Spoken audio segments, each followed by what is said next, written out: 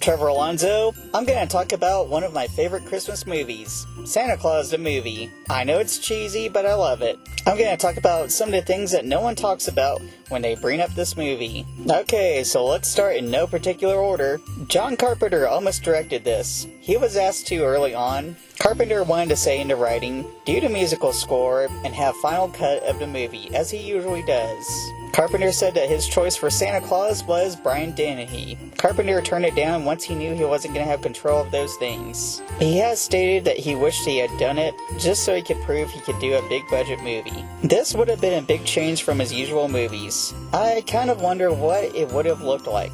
Next, all of Santa's toys made for this movie were donated to children's charities once filming was wrapped. Which is really good to know that all of these toys went to good use and not just tossed aside. Imagine being a kid in need and the only toy you get is this, and it's also a movie prop. I kinda wonder how many people still have their toy from Santa Claus the Movie. Okay, next. This at one point was the most expensive movie ever made, with a budget of $50 million.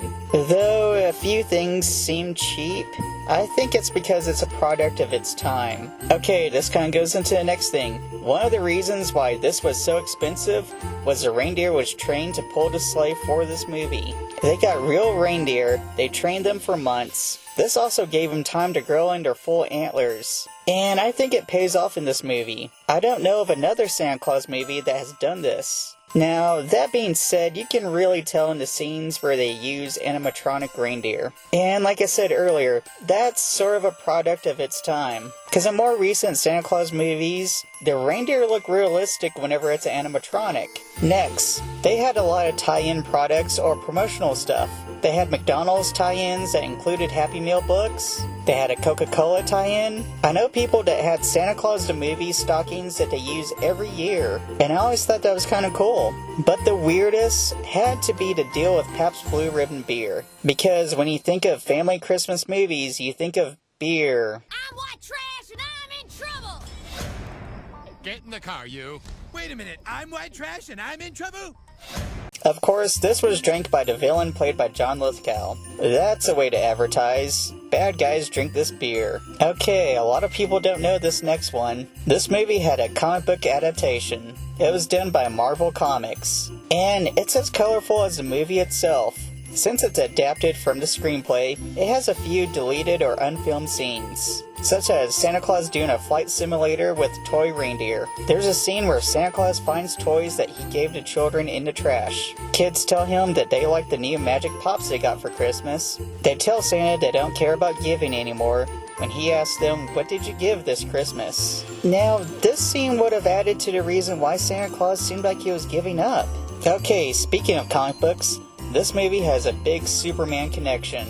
Alexander and Aya Salkind, the same people who produced the Superman movies, at least the first three, and Supergirl, produced this movie as well. The connection doesn't stop there. If you think the background and the flying scenes look really familiar, that's because they use the same background flying plates from the Superman movies. Also, in an early draft of Superman 3, they wanted Dudley Moore to play Mystic Piglet.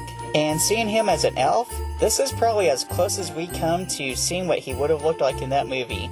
Also, going back to a comic book adaptation, we see an advertisement for Christmas 2 that is really similar to Superman the Movie ads. Okay, last but not least, the song It's Christmas All Over the World was written by Bill House and John Hobbs with Freddie Mercury in mind. While it is known that Freddie Mercury recorded a demo for the House and Hobbs song at Pinewood Studio, he was never to make a full commitment to the project, because at that time, Queen was already committed to doing the Highlander soundtrack. In the end, Mercury turned down the project, saying that he felt that Queen had become overcrowded with requests to do work on film soundtracks. Because of this, Sheena Easton was ultimately chosen to do the tune. Paul McCartney was asked to compose a song for the film. It's unknown why he didn't do so in the end, but his song Once Upon a Long Ago had been indeed originally composed with the film in mind. Also, this song was almost a duet with Freddie Mercury. Then it was intended to be in Princess Bride,